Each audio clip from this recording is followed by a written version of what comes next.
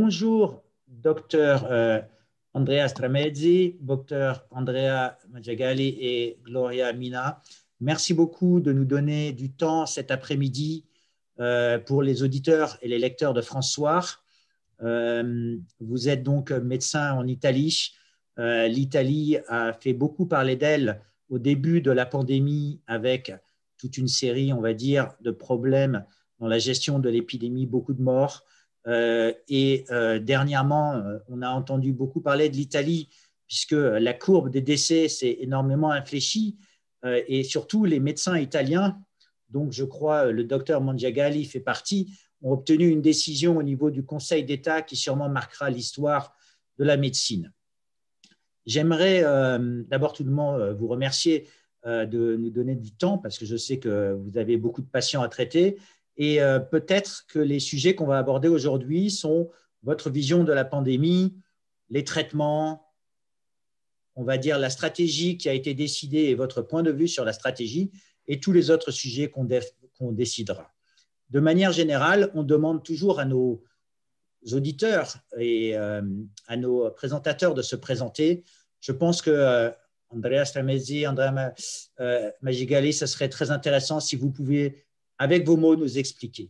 Je précise pour nos auditeurs que Andrea Stramezzi parle français, il va s'exprimer en français et que Dr Andrea Maggiagali va parler en italien et Gloria traduira pour tout le monde.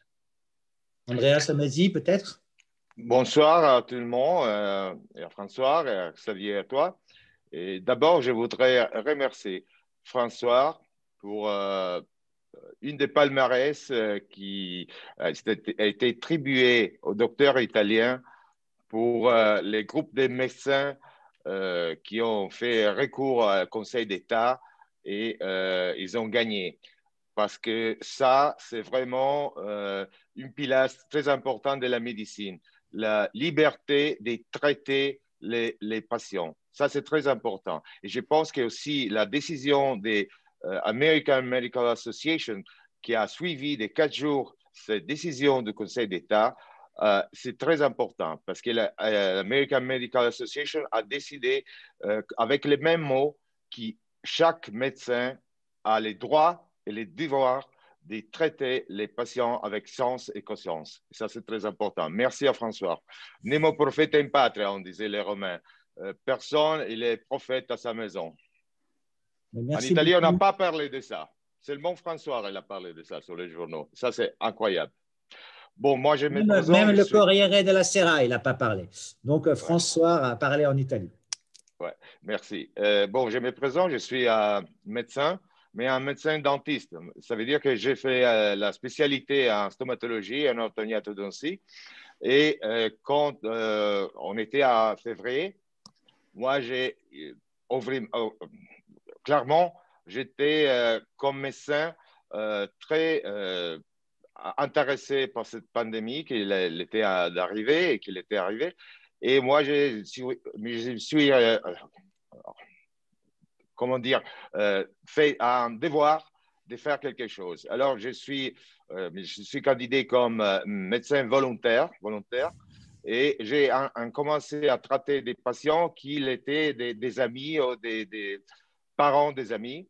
Alors, je suis sorti de la maison avec un petit masque et j'ai dit, je dois aller à la maison, visiter et essayer de traiter. Moi, j'étais totalement seul. Je ne savais pas quoi faire, mais j'avais lu dans la littérature quelque chose des professeurs Raoult, français, de Marseille, qu'il avait traité in vitro avec l'hydroxychloroquine le virus. Alors, j'ai commencé à traiter avec ça, avec de l'azithromycine, l'hydroxychloroquine et l'azithromycine, des patients et ils sont sortis du Covid. Alors, j'ai dit, bon, je dois continuer.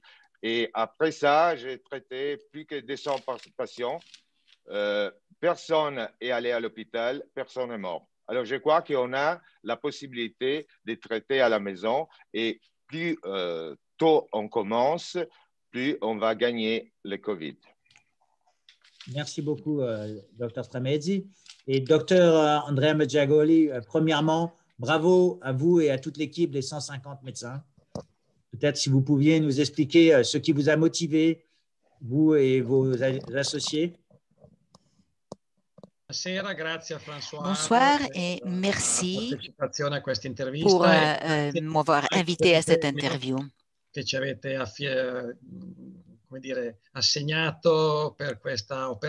a été extraordinaire que d'avoir reçu votre prix. Nous avons créé, moi notamment, un groupe de médecins le 7 février par le biais de WhatsApp. Nous avons donc constitué un groupe de médecins qui essayaient de donner des réponses vis-à-vis d'un problème énorme tel que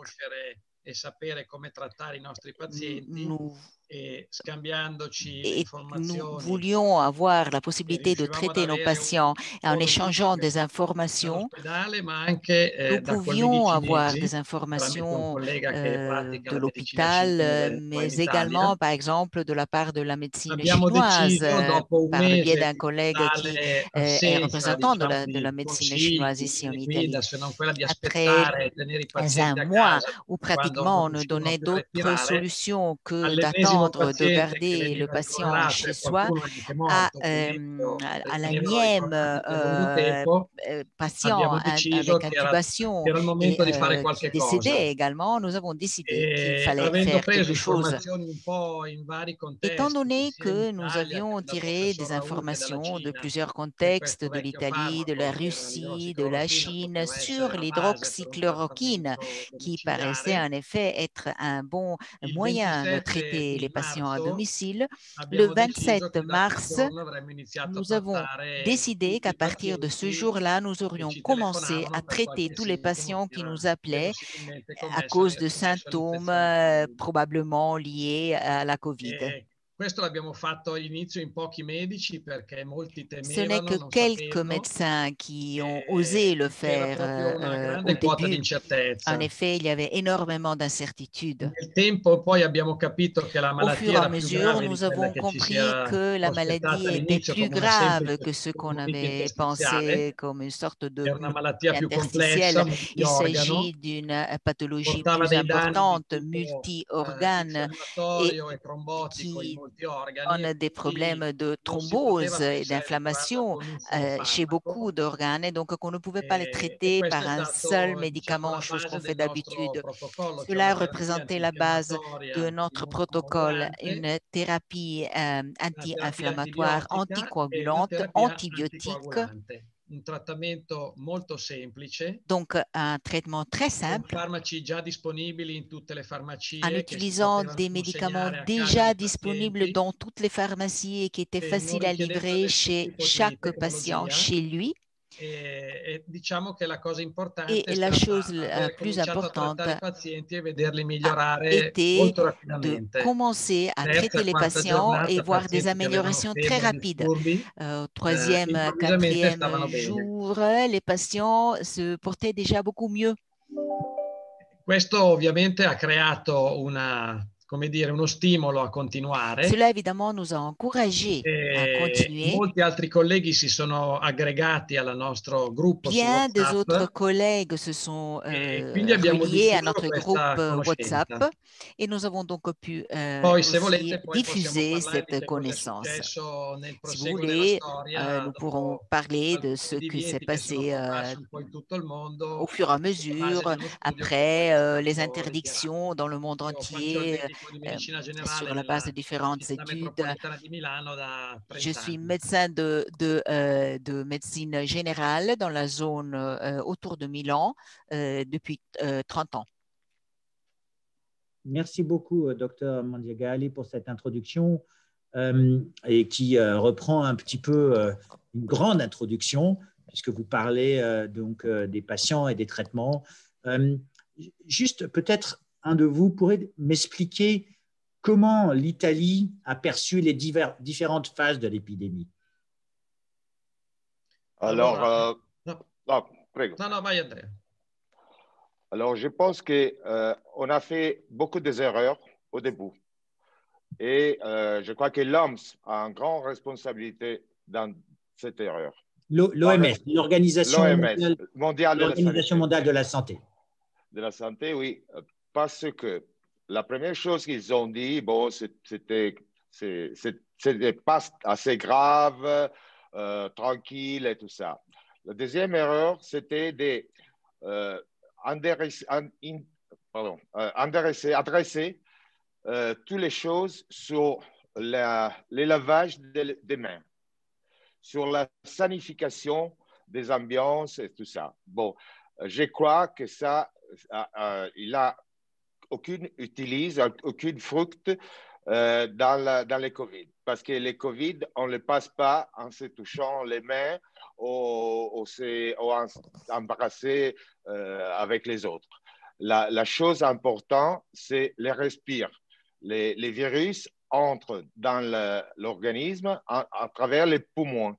Alors, la masque qu'ils ont dit pour des mois, ce n'est pas important, ça ne protège pas, c'était les plus grandes erreurs qu'ils ont fait.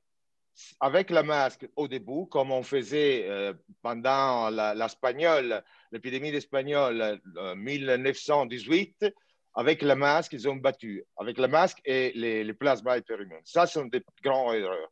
La deuxième erreur, c'était de préparer simplement les hôpitaux, les thérapies intensives pour l'intubation avec l'oxygène et de ne pas parler du traitement précoce sur les terroirs. Ça, c'est très important. Nous savons que si on traite aux premiers symptômes tous les patients, même s'ils ont 90 ans, s'ils ont du cancer, des autres graves pathologies, on peut les soigner très vitement.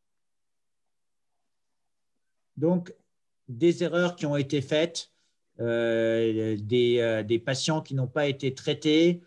En Italie, il y a quand même eu donc beaucoup de morts malgré tout cela. D'après vous, est-ce que la cause de cette mortalité est entièrement due au fait qu'il n'y a pas eu de traitement de ces patients? Oui, je pense que oui, avec une autre chose qu'on a interdit au début de faire du tampon pour la diagnose à la maison. Pour les premiers 3 ou 4 mois, on faisait des tampons simplement à l'hôpital.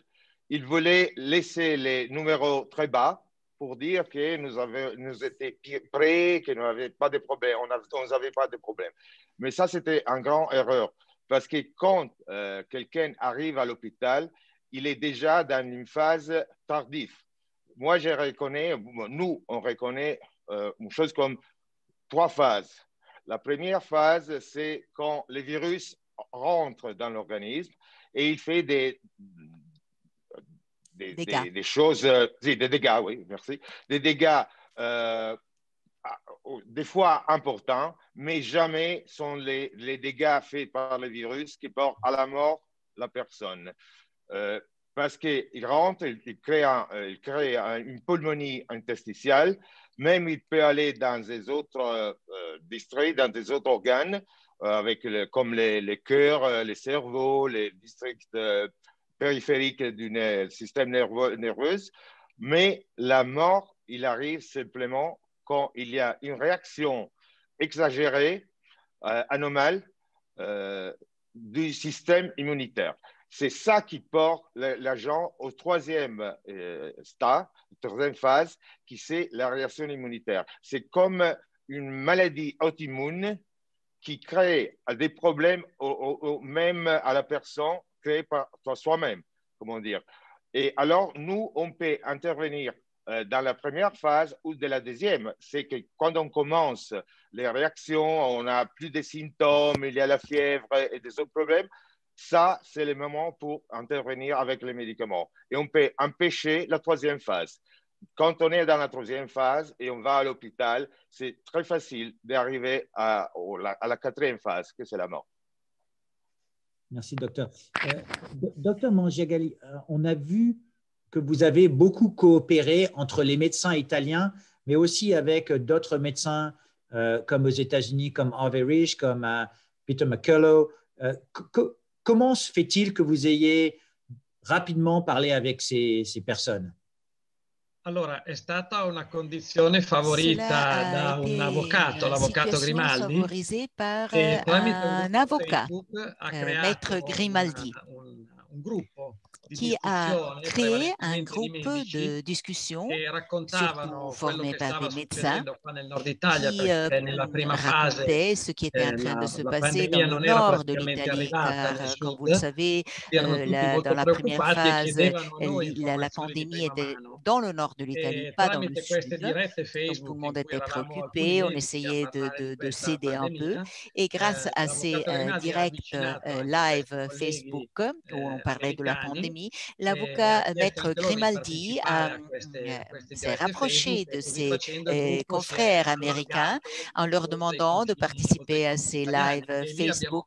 Le groupe donc s'est élargi et c'est là qu'on a compris qu'il y avait d'autres médecins qui étaient en train de raisonner autant que nous sur la façon de traiter précocement ces patients. Même si on n'avait pas décidé ensemble quoi faire, on avait une sorte de sentiment commun qui nous orientait dans une certaine direction.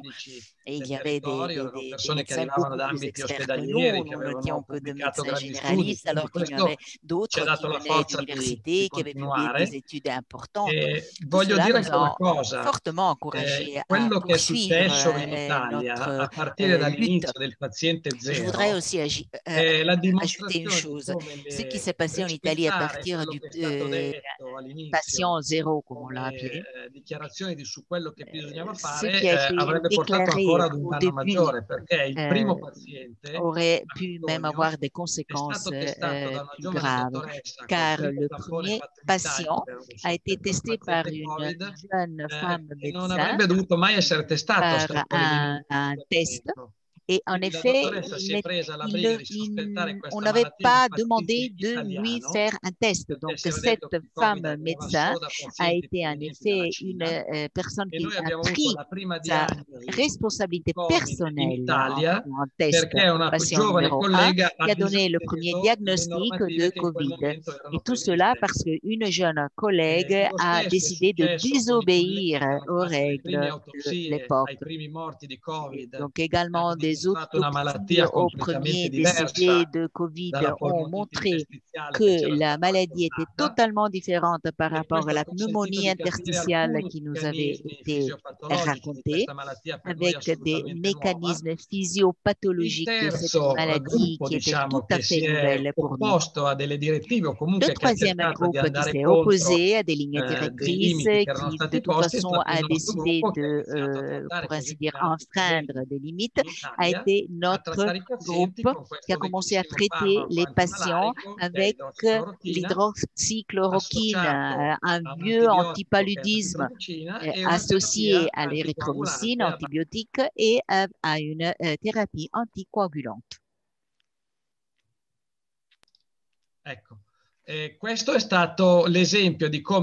Cela vous donne l'exemple du fait que 3 décisions qui étaient à l'inverse des règles qui avaient été données ont probablement mené à un changement dans l'approche à cette pandémie, à cette maladie.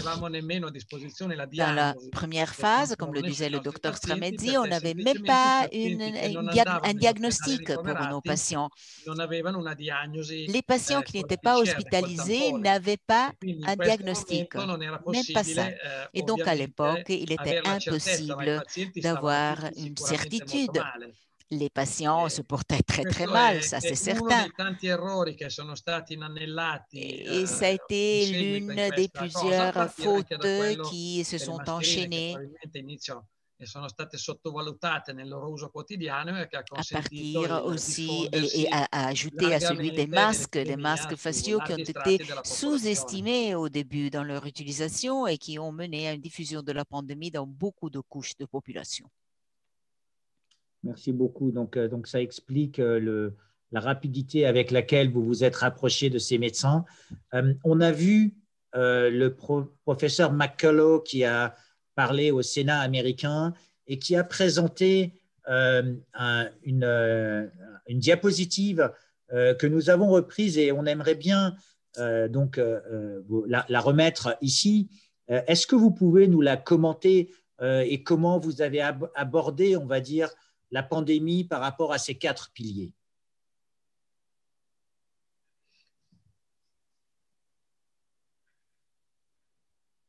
Hai il microfono spento, Andrea. Est-ce que Andrea Maggiagali ou docteur Andrea Stramezzi, vous voulez commenter ou pas? Sì, sì. Allora, diciamo che il controllo del territorio sicuramente le contrôle du è quello che è territoire, mancato nella prima fase, certes, perché a ci è manqué au voluto cours molto de la tempo per première capire che la phase. pandemia Il si a fallu diffondeva beaucoup negli de temps ambienti pour comprendre que la normalmente frequentati dalle pandémie se persone. diffusait Quindi c'è stato dans un les lieux rallentamento del normalement controllo. fréquentés par les Quando gens. anche abbiamo Donc, il y a eu un cercato di peu capire come si un estendeva la relâchement des pandemia, i contrôles. tamponi non Au moment où raccontavano nous la avons verità perché erano fatti essayé de solo ai pazienti comprendre comment se ricoverati in diffusait ospedale, la quindi abbiamo avuto pandémie, un les altro choses ont problema. été Il difficiles car trattamento les ambulatoriale tests n'étaient faits precoce qu'aux di personnes fatto nella prima fase hospitalisées. non è esistito, Quant au comunque non è traitement mai stato ambulatoire consigliato. précoce, cela n'a L'unico jamais consiglio che été veniva dato era la vigile attesa o la prescrit. sorveglianza On ne attiva, parlait chiamiamola que così, d'attente vigile, a donc base de esclusivamente di sorte una de terapia surveillance antipyretica, chez che soi, peraltro era il difetto di en nous nascondere donnant anche qu'un l'evoluzione della antipyrétique malattia, perché qui non ne avete un faisait que cacher parametro l'évolution come de la la maladie temperatura, d'ailleurs, parce in que assenza di altri parametri era molto difficile dans capire quale l'absence d'autres paziente stava paramètres, peggiorando e quale l'augmentation no. de la E température la était évidemment un telemedicina, che très bon voleva dire signe. nient'altro che fare qualche Et la videochiamata con qualcuno, télémédecine, ma non c'est-à-dire avevamo certaines strumenti di vidéos, telemedicina appels per avec poter parlare quelques personnes, seriamente di mais questo nous ne tipo di, disposions pas questo de, tipo di d'outils tecnologia. pour Il trattamento exploiter ospedaliero ce genre inizialmente, che sembrava de molto technologie. promettente, alla prova Quant dei au fatti traitement non ha hospitalier, avuto questo en grande réalité, beneficio che même si tutti si très aspettavano, perché prometteur, i farmaci les sottoposti a résultats n'ont prove pas été hanno aussi dimostrato bons di non essere qu'espérés. completamente efficaci. In più, Les traitements n'étaient pas saturare le risorse suffisamment efficaces. ospedaliere dal punto En di vista plus, il dei y a eu une letti di saturation rianimazione dans è stato un les problema ed soins è tuttora un intensifs, problema in tutto il évidemment, mondo.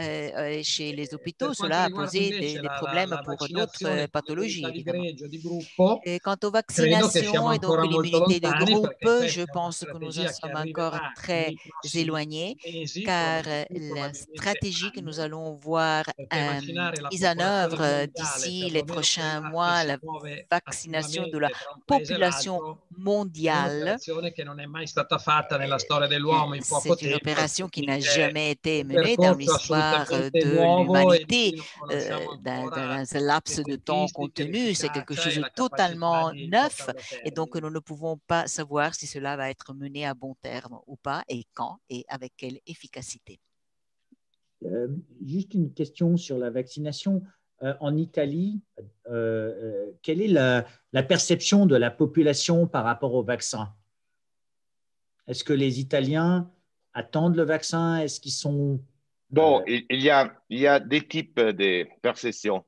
Il y a quelqu'un qui attendent les vaccins comme la solution, même si ce n'est pas la solution terminale, finale.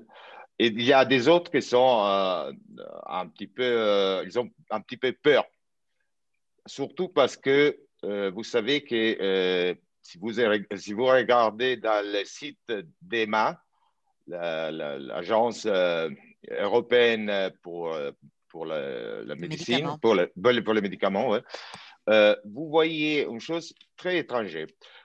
Je suis allé la regarder, ça fait quelques jours, parce que j'ai entendu des collègues, parce qu'en Italie, on est en train de vacciner tous les collègues, les sanitaires. Et bon, j'ai entendu des problèmes, des gros problèmes, des pancytopénies, des problèmes, des réactions sévères entre les collègues, surtout sur qu'il avait déjà fait les COVID, qu'il avait des anticorps IgG. Bon, si vous regardez dans ce site, vous voyez que jusqu'à le 7 janvier, en Angleterre, dans United Kingdom, ils ont eu 2400 signalations de réactions sévères. Si vous regardez la somme des 27 pays européens, vous voyez que la somme, c'est moins que 300 cas. Alors, je me demande s'il y a quelques problèmes dans les signalations. Je pense qu'il y a une question européenne qu'il a pointé tous sur les solutions vaccinales et ils ne font pas des signalations des réactions sévères. par exemple, si en Norvège, simplement en Norvège, il y a eu 23 morts après les vaccins, c'est vrai que dans 2 millions de vaccins, 23 personnes sont très peu. Mais si on va vacciner l'agent qui a été le COVID déjà, la première chose, c'est que c'est inutile s'ils ont déjà les anticorps. La deuxième chose, c'est que c'est dangereux. Alors, je pense qu'il faut ralentir un petit peu. Je suis content que Pfizer il est en train de ralentir la production parce qu'il faut raisonner sur les qualités et sur les problèmes négatifs de cette vaccination. Sur la première chose, quand on parlait du premier pilastre, l'isoler, oui, quand on voulait isoler les virus. Bon, en Italie, je ne sais pas en France, mais en Italie, chaque soir en télévision, il y avait les commissaires et tous les virologues, les virostars, je l'appelle, qui disaient que les jeunes, les gamins et les jeunes entre au-dessus des 30 ans, ils n'ont pas de problème avec les virus. Ils ont dit, portez pas la masque, ce n'est pas important. Alors, c'est normal que dans les discos, dans les bars, dans les pubs, ils sont tous ensemble sans masque parce qu'ils pensent d'être invulnérables. Et ça, c'était un grand erreur, je pense. Après ça, je suis tout à fait d'accord avec le docteur Mangiagalli quand il dit que les hôpitaux, c'est la dernière arrivée du problème. Nous devons absolument traiter les personnes à domicile ou ambulatoirement pour faire qu'ils ne vont pas à l'hôpital. Nous avons les médicaments, c'est très simple. Tous les médecins peuvent traiter un COVID, même s'ils n'ont pas expérience. On commence avec des inflammatoires, avec l'hydroxychloroquine, si c'est possible, avec des antibiotiques, du cortison et l'héparine. Et c'est tout. Et notre patient, ils ne vont pas à l'hôpital. D'accord. Merci beaucoup, docteur. Pour docteur Mangiagalli, peut-être, pour revenir sur la décision que vous avez eue au Conseil d'État, qui est une décision très importante d'après, et on a écrit plusieurs articles à ce sujet. Est-ce que vous pourriez nous décrire ce qui s'est passé? Comment vous avez réussi à convaincre le Conseil d'État? Parce qu'en France, il y a eu beaucoup de procédures, on va dire, qui ont essayé d'obtenir une autorisation, par exemple pour l'hydroxychloroquine, qui a été refusée par l'équivalent de l'AIFA, la NSM, au professeur Raoult. Expliquez-nous la méthode que vous avez utilisée pour convaincre, parce que c'est important, parce que je pense qu'il y a deux parties, il y a une partie de droit et une partie de science, une partie de médecine, et j'aimerais bien que vous expliquiez, et à la fois aux auditeurs, parce que je pense qu'il y en a qui sont intéressés par le traitement, mais il y a aussi des juristes qui pourraient être intéressés par l'approche.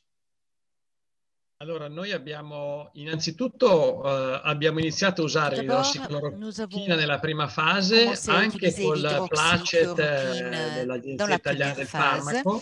Même avec l'approbation de l'Agence italienne de médicaments, un traitement, disons, off-label pour traiter les patients Covid.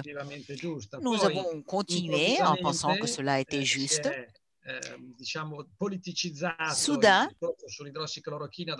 l'hydroxychloroquine a été politisée en quelque sorte au moment où le président Trump, au cours de sa campagne électorale, a lancé l'hydroxychloroquine comme une sorte de médicament utile, et les revues scientifiques ont commencé à accueillir des études franchement contraire à l'hydroxychloroquine.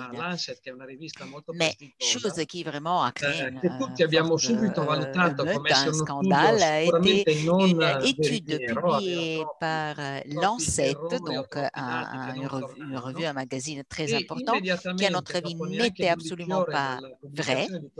Et après quelques jours de la publication de cette étude, les agences américaines, européennes, européenne pour les médicaments ont suspendu l'autorisation à l'utilisation de l'hydroxychloroquine à n'importe quel titre. À ce point-là, nous nous sommes posé un problème. Quoi faire pour continuer d'utiliser l'hydroxychloroquine?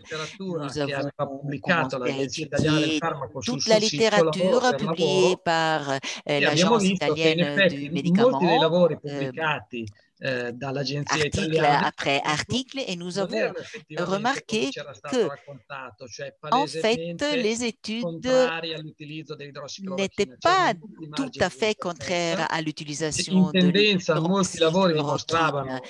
Il y avait une tendance de la plupart de ces travaux, par contre, à démontrer l'utilité de l'hydroxychloroquine. De toute façon, la plupart des travaux qui étaient contraires à l'utilisation de l'hydroxychloroquine avaient été menés chez des patients qui étaient très graves ou bien qui n'avaient pas encore développé les symptômes de façon préventive, pour ainsi dire. Sur la base d'un mémoire écrit que nous avons présenté avec d'autres collègues au Conseil d'État, le docteur Cavanna, Madame Candidelli, le cardiologue, le docteur Capucci, 34 pages de mémoire, nous expliquions tous les travaux méthodologiques et scientifiques qui étaient derrière ou à la base de ces décisions. Le Conseil d'État ne se compose pas de médecins. Il n'a fait que reconnaître le bien fondé de notre appel et en demandant également des preuves scientifiques. Donc, il a été demandé à AIFA de permettre l'utilisation en science et conscience de la part de médecins de l'hydroxychloroquine. Et donc, AIFA a réhabilité le médicament. Nous sommes en train d'attendre le troisième niveau de jugement pour confirmer l'arrêt du Conseil d'État. Voici notre parcours. Cela a été, je pense, la première fois qu'un groupe de médecins généralistes a obtenu de la part d'une institution de réglementation nationale le retrait d'une ordonnance, chose qui n'avait jamais été faite avant. Bravo. Oui, et si je peux ajouter quelque chose, je comprends qu'en France, vous avez le même problème. Bon, nous, on a gagné avec le maître Grimaldi, qui avec beaucoup de passion, sans demander un euro, il a fait ce travail. Alors, je pense que même les médecins français, ils peuvent se connecter à le maître Grimaldi avec leur association. Vous avez une association merveilleuse en France qui vient des Naçois, que c'est l'association des médecins libres, où nous voudrons beaucoup avoir des connexions avec eux. Et je pense que Maître Grimaldi peut leur aider à faire toutes les choses parce que les médecins peuvent être libres de traiter comme ils veulent, avec sens et conscience. Parce que c'est très important. Il y a les principes de la France, c'est liberté, égalité, fraternité. Bon, la liberté, c'est très important. Et on a les droits et les devoirs de traiter comme on veut. Libre médecine, libre vaccin, il ne peut pas être l'État et des ministres qui va décider sur la vie des citoyens. Merci beaucoup, docteur. Juste pour revenir un peu sur les traitements, dernièrement, on a beaucoup entendu parler de l'ivermectine comme traitement. On n'en a pas parlé, on a beaucoup parlé d'hydroxychloroquine, de l'azithromycine. Est-ce que vous avez utilisé l'ivermectine? Est-ce que vous avez observé des résultats? Oui. Alors, la potentialité de l'ivermectine, c'est que c'est l'unique médicament qui peut travailler dans toutes les phases. Ça veut dire qu'il peut être utilisé comme prévention, il peut être utilisé dans la première et la deuxième phase, mais même à l'hôpital. L'hydroxychloroquine, moi, je l'ai utilisé même en deuxième phase, parce que la différence entre moi et Andrea Mangiagalli, c'est que lui, il est un médecin généraliste. moi, je suis un spécialiste des autres choses. Alors, j'arrive au patient, pas au début. Il ne m'appelle pas aux premiers symptômes. Il tourne, peut-être, il essaye d'être traité par son médecin généraliste. Si le médecin dit non, je ne traite pas, prenez le paracétamol. Alors, il demande aux amis des choses. Et quand il arrive à moi, peut-être ils sont déjà 15 jours. Bon, l'hydroxychloroquine, il marche toujours en deuxième phase, même si l'AIFA, il a permis d'utiliser l'hydroxychloroquine simplement dans les premiers jours. L'hydroxychloroquine en deuxième phase, il a une utilisation importante, mais pas dans la quatrième, pas quand on est à l'hôpital, pas la troisième, pardon, quand on est à l'hôpital. L'ivermectine travaille même sur la troisième phase. Bon, je l'ai utilisé dans des patients que j'ai eu en Suisse. Nous, on est à Milan, on est très près de la Suisse. Et en Suisse, on peut l'acheter dans la pharmacie et utiliser. En Italie, l'ivermectine, c'est permis simplement pour traitement hospitalier. Bon, la chose bonne de l'ivermectine, c'est qu'on peut faire une dose ou 2 doses après 2 jours et on donne un gros coup de main à l'autre thérapie qu'on fait déjà, comme je dis. Merci, merci pour ces précisions. Et Dr Mangiagalli, vous, sur le terrain, avec vos patients, donc avant qu'ils arrivent dans la phase un peu plus inflammatoire, est-ce que vous l'avez utilisé aussi, l'ivermectine, vous-même? No, noi non abbiamo usato l'ivermectina perché non, nous n'avons pas utilisé l'ivermectine car il s'agit d'un médicament exclusivement pour utilisation vétérinaire en dehors de l'hôpital. Et donc, nous n'avons pas eu accès à ce médicament. Et est-ce que vous savez s'il y a une demande d'utilisation temporaire ou une autorisation temporaire d'utilisation pour ce médicament, soit pour l'hôpital, soit en phase précoce en Italie ou... No, al momento non abbiamo avuto informazioni sull'utilizzo pour l'instant, nous n'avons pas eu d'informations sur l'utilisation de l'ivermectine. Personne n'en a jamais parlé. Il s'agit d'un médicament peut-être plus disponible aux États-Unis où Ivermectin en a déjà parlé assez souvent, ainsi que d'autres confrères à l'étranger. Mais je le répète, pratiquement en Italie, en dehors de l'hôpital, on l'utilise que chez des animaux. D'accord, merci beaucoup pour ça. Donc, ce qui veut dire que, quelque part en Italie, aujourd'hui, les médecins généralistes, il y en a qui vont prescrire en phase précoce l'azithromycine, l'hydroxychloroquine, puisque vous avez eu l'autorisation. Est-ce que vous avez toujours des médecins qui sont contre ou qui se posent des questions sur le traitement en phase précoce? Est-ce que vous faites un travail d'éducation, de transmission d'informations? Sì, stiamo cercando con il nostro gruppo, oui. con gli articoli che par le biais de notre groupe, des articles qui commencent à apparaître dans la presse, évidemment supporter cette position, cette approche qui est décidément minoritaire. Nous avons l'appui des soignants hospitaliers. Beaucoup d'autres médecins généralistes ne sont pas favorables, car en effet, traiter aujourd'hui un patient avec l'hydroxychloroquine implique obtenir un consentement écrit où le médecin se prend sur soi la responsabilité d'effets collatéraux ou autres. Donc, en effet, étant donné qu'il s'agit d'un médicament potentiellement dangereux pour la santé des patients, beaucoup de confrères ont décidé de ne pas prendre d'autres risques. Et cela implique également se prendre à charge un patient chez lui, à domicile, dans une grande incertitude, sans beaucoup de support technologique. Il faut se souvenir que nous sommes en train de soigner des malades sans aucune technologie. Pochissimi parametri, Très peu de valutazione del paramètres, malato, abbiamo un saturimetro che è uno strumento molto semplice, un'évaluation molto anche impreciso perché non è uno du strumento malade, un ospedaliero. saturimètre qui est Qualche très volta abbiamo simple, si bisogno vous di voulez, somministrare l'ossigeno. Ecco, l'idea di et poter tenere i parfois il pazienti faut a casa également administrer deve de prevedere la l'oxygène. possibilità di utilizzare l'ossigenoterapia. Io En stesso effet, ho le traitement trattato à tanti domicile pazienti con doit volumi di absolument ossigeno prévoir la quasi possibilité ospedalieri, d'utiliser 8-10 litri al l'oxygénothérapie, minuto per qualche avec giorno.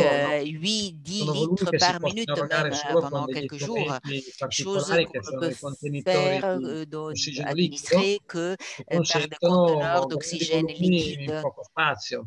Donc, Quindi qui anche gestire un également paziente occupe così a beaucoup de domicilio vuol place. dire Et le fait de assumersi una traiter grossa quota di un responsabilità. patient, en effet, chez lui, signifie se prendre beaucoup de responsabilités sur soi pour un médecin.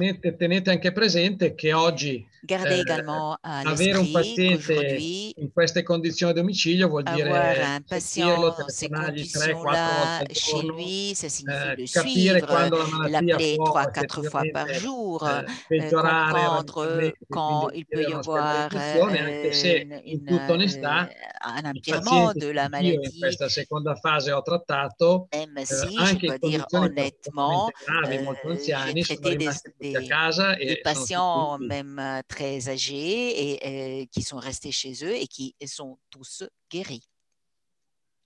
Donc, ce que vous êtes en train de dire, c'est que ça demande une responsabilité du médecin, ça demande que vous fassiez votre travail. Aujourd'hui, vous devez faire même un petit peu plus que votre travail puisque vous avez dû aller en justice pour pouvoir vous permettre de faire ce pourquoi vous étiez formé. Si vous disiez, est-ce que vous êtes capable de dire quel pourcentage des médecins sont encore, on va dire, se posent encore des questions? Parce que là, vous avez votre groupe de 150 médecins. J'imagine qu'eux sont convaincus. Quel est le travail qui reste à faire, en fait, avec soit les instances gouvernementales, soit avec les médecins? Sì, certamente quello che dobbiamo fare adesso è continuare ad avere un maggior numero di medici che cominciano a capire che questa malattia può essere curata precocemente de plus en plus de médecins à in comprendre que cette particolare, maladie questo peut è être importante traitée dirlo, nei précocement et sur pazienti le grandi territoire. anziani Et che hanno uno notamment chez les scarsissimo patients vantaggio très dall'essere âgés ricoverati in ospedale, qui perché hanno un rischio di avere delle ne infezioni tireront pas sovrapposte dal ricovero, davantage en non étant tollerano hospitalisés à la cause ventilazione d'autres meccanica infections ad alti qui flussi come pourraient quella être, dell'infezione, qui pourraient attraper et qui ne tolti tolèrent dal loro pas ambiente la familiare in ventilation pochi minuti, mécanique, trasferiti in un qui ambiente sont assolutamente tirés de leur monotono, milieu con familial en quelques disorientamento, minutes problemi di et paura e di ansia, perché abandonnés richiedono dans un ovviamente milieu una inconnu avec sedazione beaucoup de per problèmes tenere i pazienti a d'anxiété, letto, e già de questo tipo di difficultés pour les trattamento è in garder grado di au peggiorare lit, il etc. risultato Eh bien, finale delle cure ça ospedaliere. déjà pourrait compromettre le Quindi sarebbe résultat ancora final più des importante poter gestire traitements i grandi hospitaliers. anziani a domicilio, Donc, il serait minimizzando vraiment i rischi delle fondamental de malattie che pouvoir si possono traiter contrarre in les personnes ospedale, très di âgées tipo anche chez eux, infettivo,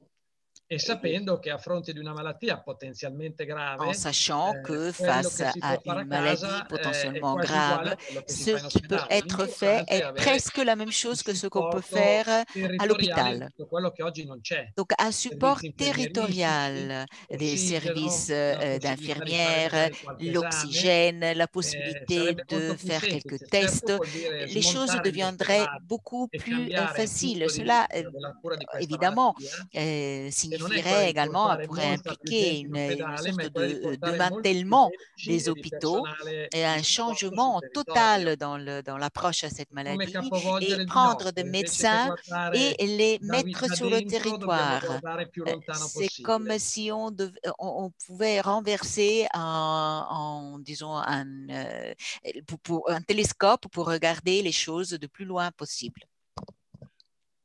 Merci beaucoup. Donc, on a l'impression que vous êtes responsable. Vous n'êtes pas forcément rassurant, mais vous savez ce que vous faites et vous pensez qu'il y a une manière de traiter cette maladie. En France, on a traité beaucoup de médecins et d'individus qui se voulaient rassurants de complotistes. Le mot complotiste, est-ce qu'il a été aussi utilisé en Italie? Est-ce que vous l'avez vu stigmatiser, ce mot? Sì, è stato detto che l'utilizzo di questi farmaci era sicuramente non basato su evidenze scientifiche ne se basait absolument pas sur des évidences scientifiques et que cette approche à la maladie n'est pas du tout scientifique. Dei media, dei giornali, di tutti quanti. C'était un peu l'opinion de différents médias in qualche modo qui a été dalla parte cosiddetta sovranista également prise en charge, si vous voulez, par ce qu'on appelle le côté souverainiste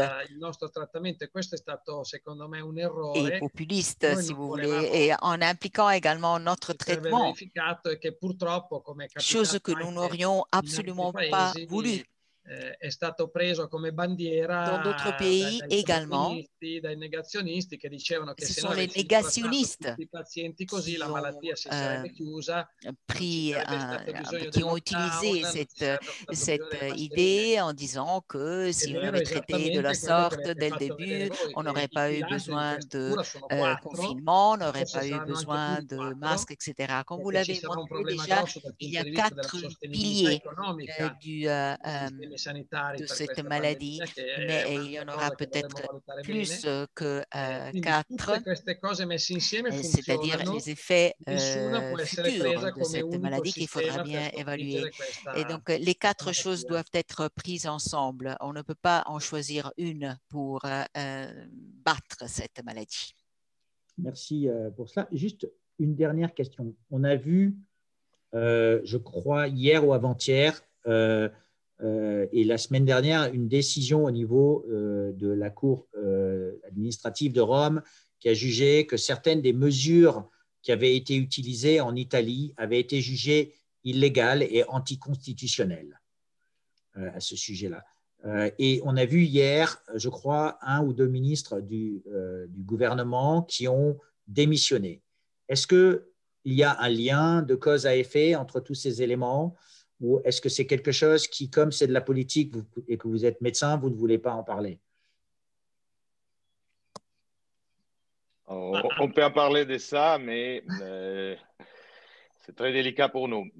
En disant que non, il n'y a pas cause-effet sur les 2 ministres. Je pense que les 2 ministres, ils ont fait bien à re-signer les démissions, mais avec un objectif différent. Qu'ils ont. Je crois qu'ils ont l'objectif de changer le Premier ministre, qui, bon, il était un homme qui passait pour la vie, pour la rue, quand il y a eu l'émergence, et lui, il est devenu le chef d'État, le chef de la dictature d'urgence, et il a les pouvoirs maximum pour par exemple, utiliser les 220 milliards d'euros que l'Europe, théoriquement, il va nous donner comme prêt. Je pense que la démission de ces 2 ministres, c'était pour changer le Premier ministre, mais rester dans le gouvernement. Ce n'est pas à quoi faire avec les prohibitions, les lockdowns qu'on a eus. Les Italiens, ils sont, comme je pense les Français, ils ont hors, ne les pensons plus de cette limitation, surtout parce que les limitations ont été faites, je pense, très mal.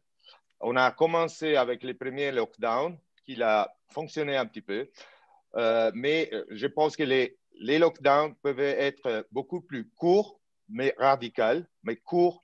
On pouvait enseigner utiliser la masque, on pouvait enseigner aux médecins comment faire les traitements à la maison et on pouvait ouvrir beaucoup plus. Mais non, par exemple, les derniers lockdowns qui a commencé après l'été, on avait dit à les Italiens, le Premier ministre, il a dit aux Italiens, on fait des sacrifices, mais non, octobre, novembre, comme ça, on va être libre à Noël. Bon, à Noël, on n'était pas libre. Alors, l'agent, clairement, il dit, bon, il nous prend pour pour des fesses, pour Gloria. Pour des niais, quoi. Ouais. Ça veut dire qu'ils en ont marre de tout ça. Et surtout, les décisions maintenant, l'idée que seulement les vaccins, c'est la solution finale, ça c'est fou parce que vous pensez que pour, je crois, au moins 18 mois, on aura toujours ces problèmes de vaccination et on ne sait pas combien de mois le vaccin va tuteler la gens. Alors, ça veut dire qu'on va faire des vaccins deux fois par an, chaque an, et avec quand même un petit lockdown, les zones rouges, les zones jaunes, les zones blanches. C'est fou ça. Il faut commencer à traiter. Alors, vous avez demandé avant, et André a répondu comment il faut faire. Bon, maintenant, on n'est plus 150, maintenant, on est plus que 250, 300 médecins. Bon, je crois qu'il faut diffuser l'idée qu'il y a une thérapie, que le COVID, ce n'est pas mortel si on commence tout de suite les traitements avec des médicaments qui sont simples, qui ne sont pas coûteux et qu'on peut acheter dans la pharmacie. Si les médecins commencent les traitements, on n'aura plus les hôpitaux pleins, les thérapies intensives pleines, et on peut laisser un petit peu aller les choses. Et on doit enlever toutes ces choses de sanification des ambiances, que ça ne sert totalement à rien. Vous pensez que quand on appelle une ambulance, après qu'il a fait le transport d'un patient COVID, il faut attendre 20 minutes pour la sanification. Bon, la sanification, c'est totalement inutile parce que personne ne va toucher l'ambulance avec des petits droplets pour toucher et passer sur les yeux 5 minutes pour faire entrer les virus. Alors, il faut enlever des choses stupides comme la distance dans les trains, dans les avions, des 1 mètre, ça ne sert à rien. C'est la masque, l'importance. On peut aller sur l'autobus, mais tu dois avoir la masque, un bon masque et bien endossé, bien mis. Alors, avec ça, on peut recommencer à vivre, l'économie peut repartir. Parce que je ne comprends pas, parce que dans une magazine du centre à Milan, on ne peut pas entrer pour les Covid. Et après, on va faire des autres choses sans masque qui sont très dangereux. Beaucoup plus dangereux. Excusez-moi mon français. Docteur Stramezzi, merci pour ça. Il y a un point qui donne un point d'interrogation, c'est qu'il y a eu une étude au Danemark sur l'usage du masque et surtout sur la pertinence de l'usage du masque qui montrait qu'il n'y avait pas tellement de différence. Donc, vous avez l'air d'affirmer que le masque fonctionne. Est-ce que vous l'utilisez en toutes circonstances ou est-ce que vous l'utilisez quand vous êtes en proximité des gens? Il y a eu des médecins qui nous ont dit le masque, oui, mais dans certaines situations. Alors, je peux vous dire qu'avec mon métier, dentiste, j'ai toujours utilisé le masque dans mon bureau, évidemment. Bon, avec les patients à la maison, moi, j'ai aussi travaillé des mois dans un hôpital COVID et là, j'étais obligé par le directeur sanitaire d'avoir la chose de biocontainment, je ne sais pas comment vous l'appelez en français, les choses astronautiques. De sécurité. Oui. Bon, quand je vais à la maison des patients, et des fois, je rentre dans une petite maison dans les banlieues, et peut-être ils vivent en 4, en 5 dans des chambres. Et l'air, il est plein de virus. Et moi, j'utilise un double masque. C'est tout. Je n'utilise pas des gants, je n'utilise pas des désinfectants, des choses pour les chaussures et tout ça. Le masque, il m'a permis de ne pas avoir le COVID en 10 mois de travail en première ligne. Alors, le masque, c'est très utile. Évidemment, si on se promène dans la rue et on est seul, on peut l'enlever. Si on boit un café ou on fume une cigarette, on peut l'enlever. Mais si on crosse, si Si on rencontre quelqu'un, par exemple, dans la rue, quand je fume une cigarette, bon, 3 mètres avant de la rencontrer, je m'arrête de respirer. Et après 4 mètres, je commence à respirer. Ça, c'est une solution. C'est simple. Je crois que les médecins qui sont morts, nous avons eu 270 morts médecins qui traitaient le Covid. Bon, je crois qu'ils sont morts pas parce qu'ils n'utilisaient pas la masque, mais parce qu'ils enlevaient la masque quand il était entre eux. Ça, c'est très important. L'ennemi, ce n'est pas l'étranger, ce n'est pas les patients, ce n'est pas les gens qu'on ne connaît pas, les clients dans un magasin. L'ennemi, c'est entre nous. Même un grand ami, même mon voisin, même mon collègue peut contagier. C'est ça. Écoutez, donc, docteur Stramezzi, docteur Mangiagalli, merci beaucoup pour votre temps aujourd'hui. Je pense qu'on a couvert tous les sujets qu'on pouvait sur l'Italie. Je tenais à rappeler donc que François, vous avez remis le prix d'un des meilleurs collectifs pour avoir obtenu cette décision au niveau du Conseil d'État. Et je tenais donc à vous le dire, puisque je suis le directeur de la publication, et à vous dire un grand merci, et aussi pour les lecteurs et les auditeurs de François. Merci à Gloria d'avoir fait la traduction en temps réel du docteur Mangiagalli et à, bien sûr, docteur Stramezzi de s'être exprimé en français pour tous les lecteurs, pour tous les auditeurs. Alors, il y a quelques différences entre la France et l'Italie. En France, les gens sont peut-être un petit peu plus circonspects au niveau de l'usage des masques. Il y a une grande communalité, c'est que les médecins généralistes ont une importance, que le Conseil d'État leur a consacré le fait qu'ils ont le choix et ils ont le devoir d'agir en science et en conscience, et ils le peuvent, avec des traitements en phase précoce. En France, ceci n'a pas encore fait son chemin, on va dire, au niveau des autorités, même si le groupement Laissons-les prescrire et toute une série de groupements, on va dire, travaillent à cet élément-là. En tout cas, vous avez proposé de vous regrouper de manière internationale. On fera en sorte que Laissons-les prescrire et le collectif Santé Libre se servent et rentrent en contact avec vous. Merci beaucoup de cette information de ce samedi après-midi et je vous souhaite donc une bonne soirée. Grazie a voi. Buon lavoro Grazie. a tutti. Merci à vous tous. Xavier, une dernière chose. Pour les médecins français qui ne peuvent pas prescrire l'hydroxychloroquine, il y a un médicament qui s'appelle Montelukast qui a une inhibition sur les leucotriènes. Il peut être un bon aide pour la thérapie. Montelukast. Montelukast. Écoutez, merci beaucoup. Je vous souhaite donc un bon samedi et puis à très bientôt sur la chaîne de François. Merci à vous. Merci. Au revoir. Au revoir. Merci. Au revoir.